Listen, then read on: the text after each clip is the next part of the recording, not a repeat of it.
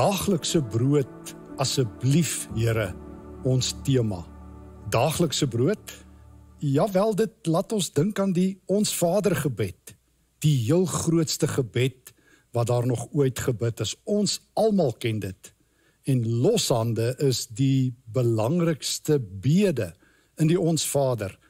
Gee ons vandag ons dagse brood. Maar het ons enigstens 'n idee wat ons bid? Weet ons wat is vandag se brood? Brood? Het ons regtig brood nodig? Ek herinner my aan 'n verhaal wat aan Marie Antoinette toegeskryf is. Sy het dit nie regtig gesê nie, maar daar word vertel dat daar in die 18de eeu in Frankryk 'n adelike was en dat sy toe genader is deur 'n klompie arme mense en hulle toe kom brood vra. En toe het sy hulle so op en af gekyk en gesê, waarom soek julle brood? Eet liewers koek. En miskien is dit die ding. Miskien is brood 'n bietjie vervelig. Miskien wil ons eerder koek hê of iets lekkerders. Maar brood? Wie wil nou elke dag brood hê? Ons tweede probleem met die bede, gee ons vandag ons daaglikse brood, is die woord daagliks. Dit klink na 'n rantsoen. Dit is afgebaken. Daar is net soveel. Is dit regtig wat ons wil hê? Weet ons ooit wanneer is genoeg?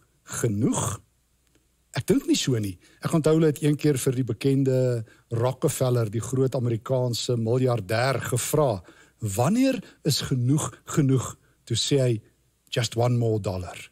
Net nog een dingetjie. As ek net nog daar die een ietsie ekstra het, daar die een dingetjie wat op my wenslys is, daar die een ding wat ek wil koop, nooit is genoeg nie. Daagliks keer my so bietjie in. Ek wil meer hê, ek wil te veel hê, en ek het ook nie 'n idee wat dit is nie. So, wat bid ek as ek sê, gee ons vandag ons daaglikse brood? Ons het 'n probleem met brood. Ons het 'n probleem met daagliks. Maar miskien is ons grootste probleem, ons het nie daaglikse brood enigstens nodig nie, dink ons. Ek meen, Spar en Woolies en al die ander plekke het genoeg vandagse brood. Ons het dit klaar gekoop. Ons het so baie vandagse brood dat die brood mif in ons huis. Ons het so baie kos dat ons dit wegsteek in yskaste en in vrieskaste. Ons het hangkaste vol klere met deure voor dit, sodat die mense nie kan sien hoeveel ons het nie. So ons het nie eintlik vandagse brood nodig nie. Ons het klaar voorsien. Maar ons wil graag die toekomse brood hê. Ons wil graag 'n hemelse versekering hê dat ons kinders en ons kleinkinders se toekoms het. So, wat bid ons as ons bid? Gee ons vandag ons daaglikse brood. Kom ons stem met mekaar saam. Ons het nie regtig 'n idee wat ons vra nie. Daarom moet ons Jesus ernstig opneem as hy in Matteus 6 ook vir ons sê, julle moet nie te veel woorde gebruik as julle bid nie. Julle hemelse Vader weet wat julle nodig het. God weet. Daarvan gepraat. Kom ons gaan kyk 'n bietjie hoe God met brood en met tyd en met die uitdeel van lewe werk. Want jy en ek is tog op God se terrein. Ons is tog op sy kalender. Ons is tog op sy tydskedule wanneer ons bid. En ons dit ernstig bedoel, gee ons vandag ons daaglikse brood. Die heel eerste ding wat ek van God weet, is dat God elke dag betyds is met ons daaglikse porsie. Kom ons lees uit Eksodus 16 vers 1 tot 4, die klassieke teks oor God se voorsiening vir vandag. Ek lees saam met jou. Nadat hulle Elim verlaat het, het die hele volk Israel in die Sinaï woestyn aangekom, wat tussen Elim en Sinaï lê. Dit was op die 15de van die tweede maand nadat hulle uit Egipte getrek het. In die woestyn het die hele volk hulle teenoor Moses en Aaron begin verset en gesê, as ons maar liewer in Egipte omgekom het deur die hand van die Here, terwyl ons by die vleispotte kon sit en oorgenoeg kos kon hê om te eet. Nou het julle ons laat wegtrek tot in hierdie woestyn, om die hele volk van honger te laat omkom. Toe het die Here vir Moses gesê, let nou mooi op, Ek sal elke keer vir julle kos uit die hemel laat reën. Dan moet die volk elke dag gaan en die dag se voorraad optel. So sal ek toets of hulle my opdrag wil nakom of nie. Jy sien, God gee inderdaad brood teen sy eie tempo, teen sy eie ritme. In die geval van Israel daar in die woestyn, het God besluit sy ritme is elke dag wat die naam vandag dra op 'n slag. God gee vir elke vandag brood vir vandag. God se porsie, sy afgemete versorging in die woestyn is vandag. Natuurlik, as jy die teks verder lees, het geen Israeliet hulle daaraan gesteer nie. Hulle het losgetrek en meer opgetel as wat hulle moes. Trouwens, hulle het so baie opgetel, lees ek in die teks, dat hulle brood, hulle manna en hulle kwartels sleg geword het. Hulle het 'n groot verleentheid gehad. Hulle het te veel gevat. So eie aan ons as mense. Ons wil nie op God se ritme binne sy ekonomie leef nie. Ons wil hê God moet vir ons in ons behoeftes voorsien. Ons besluit wat is daaglikse brood. Nee. God sê vir Moses, julle gaan inval by my roete, want ek is 'n hemelse Vader. Ek sorg een vandag op 'n slag. En dit is 'n baie belangrike punt wat ons vir mekaar moet sê. God se ritme is een vandag op 'n slag. So het God die wêreld gemaak, een vandag op 'n slag, een dag op 'n keer. So maak God hom aan ons bekend. Dis eintlik merkwaardig as jy hieroor dink. Want God is die God van die aarde en die hemel. Hy staan bokant tyd. Hy is nie aan kalenders of almanakke of seisoene gebonde nie.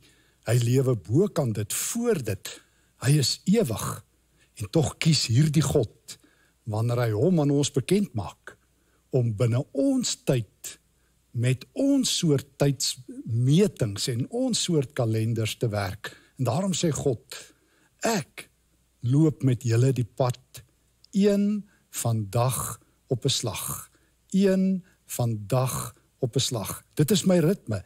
Dit is my ritme wat ek met julle wil deel.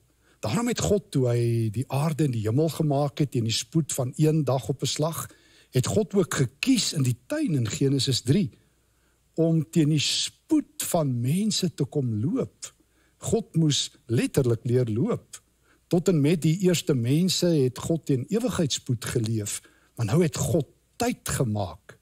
En nou maak hy ook tyd om saam met mense te loop. En hy het sy spoed afgebring tot loopspoed, tot praatspoed, tot nabyweesspoed. En daarom sê God ook, binne hierdie selfde ritme sal ek vir julle sorg. En daarom, wanneer Jesus ons leer bid en ons Vader, gee ons vandag ons daaglikse brood, dan wil hy ons in God se ritme inbid, in God se soort voorsiening, in God wat elke dag weet ons het brood nodig. Is dit nie Dawid wat in Psalm 37 so half aan die einde van sy lewe hierdie psalm skrywe, want hy sê, ek was jonk en ek het oud geword, maar nooit het ek 'n regverdige verlate gesien, of dat sy nageslag brood bedel nie. God sorg, God sien, God gee om. Jesus sien hongermense raak en gee vir hulle kos. Sy hart breek wanneer vandag se brood nie op die tafel is nie.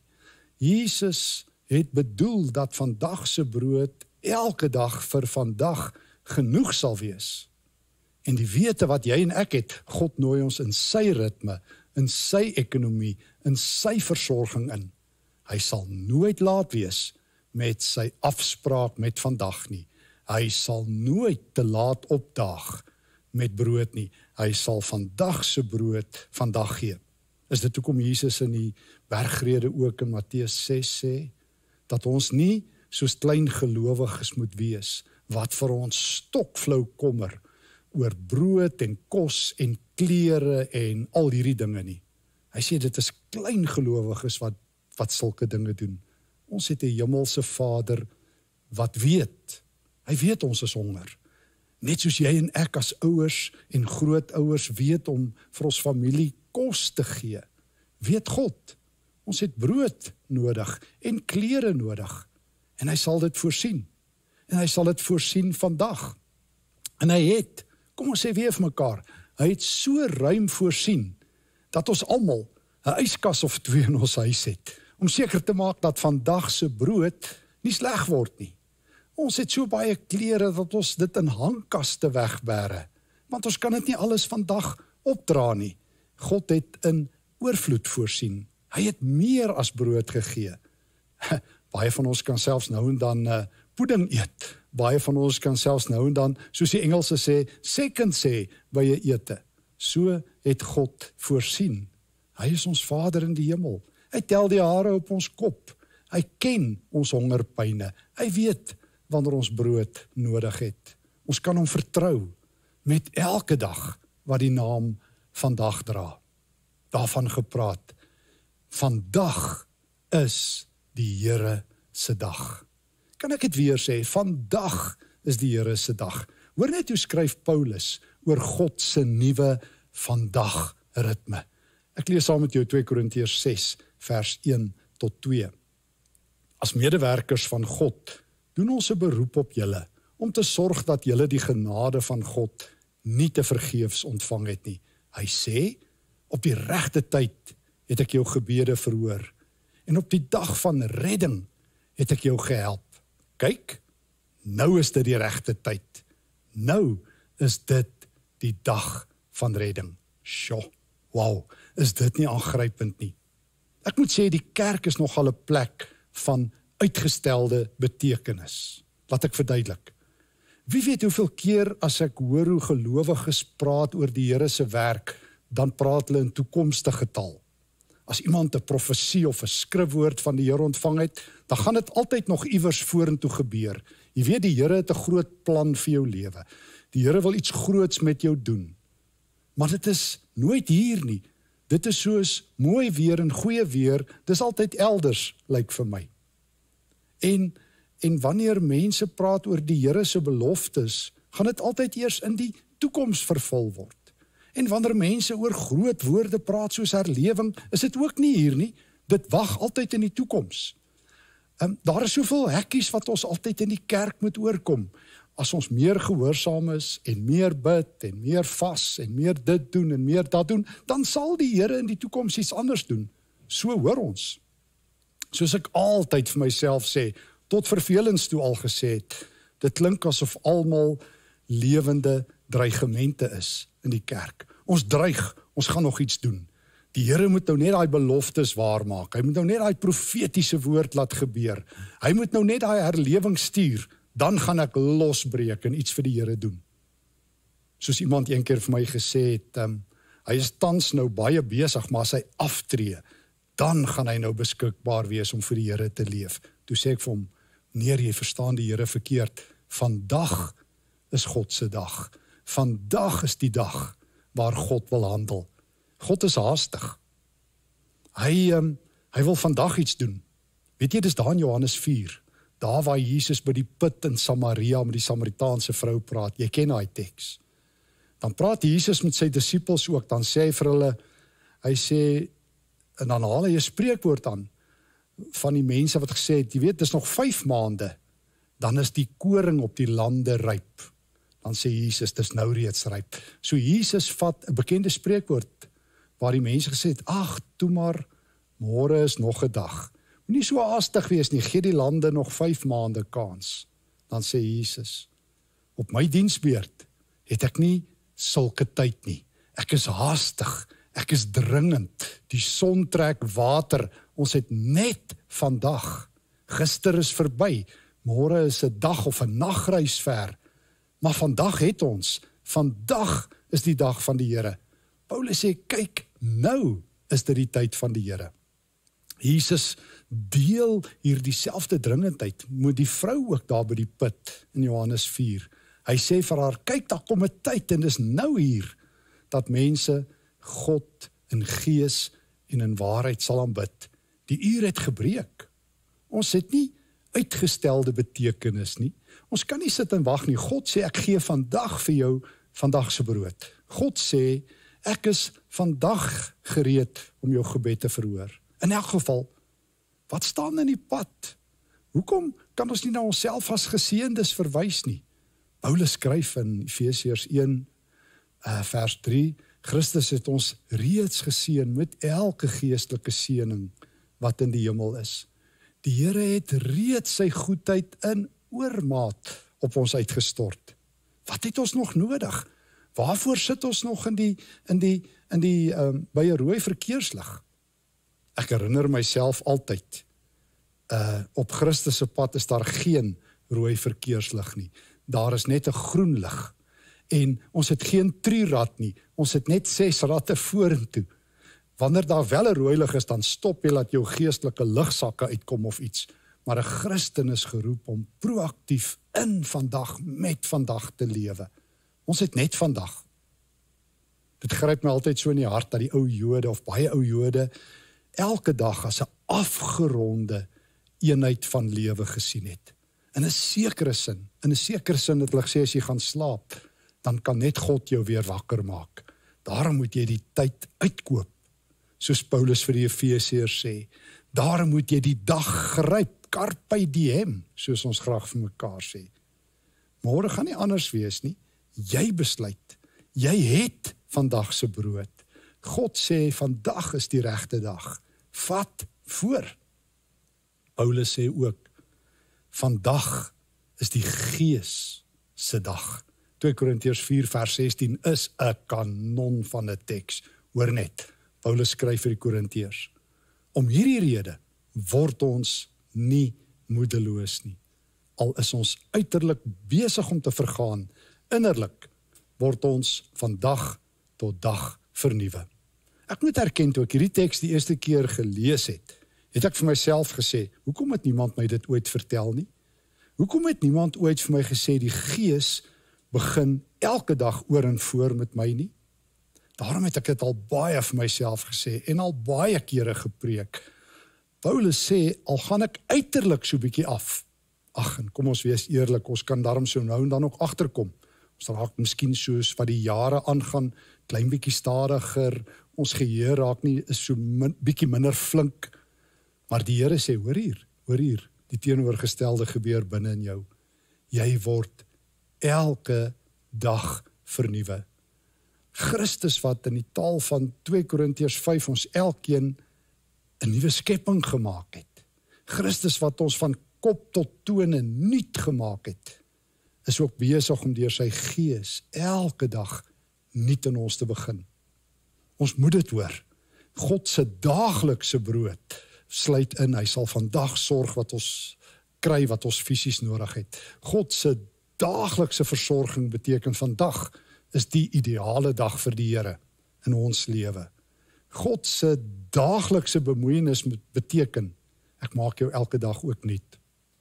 Daarom sê ek vir myself, ek moet elke dag as ek opstaan, moet ek eers buig en my porsie daaglikse manna optel.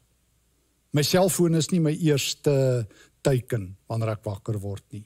My daaglikse bekommernisse is nie my eerste teiken nie. God het my wakker gemaak in vandag. En hy het dit goed gedink om deur sy Gees my van binne af nuut te maak. Om sy Gees opnuut in my uit te stort. Die Gees wat in die taal van 2 Korintiërs 3 vers 17 en 18 my verander van heerlikheid tot heerlikheid. God is met 'n oormaak, 'n nuut maak, 'n vars maak program besig. Hy maak die vensters oop dat die Gees se lig kan inkom. Hy blaas die kole aan sodat die vuur van die Gees kan brand. God het my definitief gemaak vir vandag. Hy het my definitief bestem om vandag te lewe. Hy het vir my definitief genoeg brood gegee sodat ek vandag nie honger sal wees nie.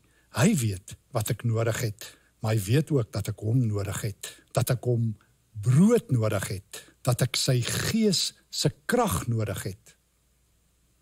Dis Klaagliedere 3, die bekende woorde, dit ken ons wel, daar in vers 1 en 22 in die hart van Klaagliedere, wat so 'n donker swaar boek is, dat die skrywer uitroep, Here, u trou, u goedheid is elke oggend nuut.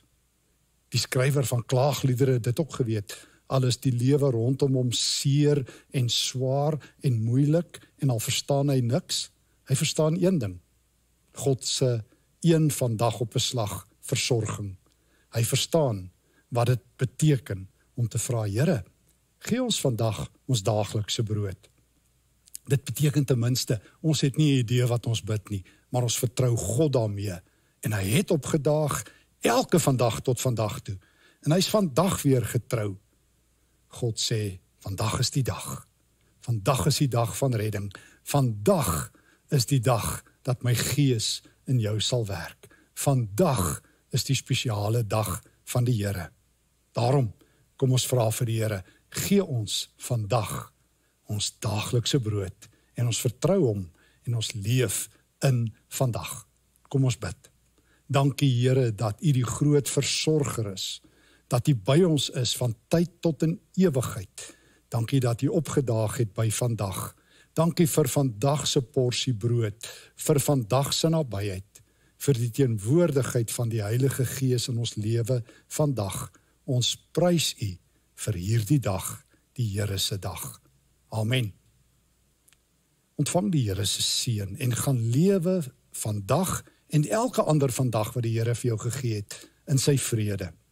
Die genade van ons Here, Jesus Christus, en die liefde van God, en die spesiale nabyheid van die Heilige Gees, is vandag met jou, en ook in elke ander dag, wat die naam vandag dra, tot in ewigheid. Amen.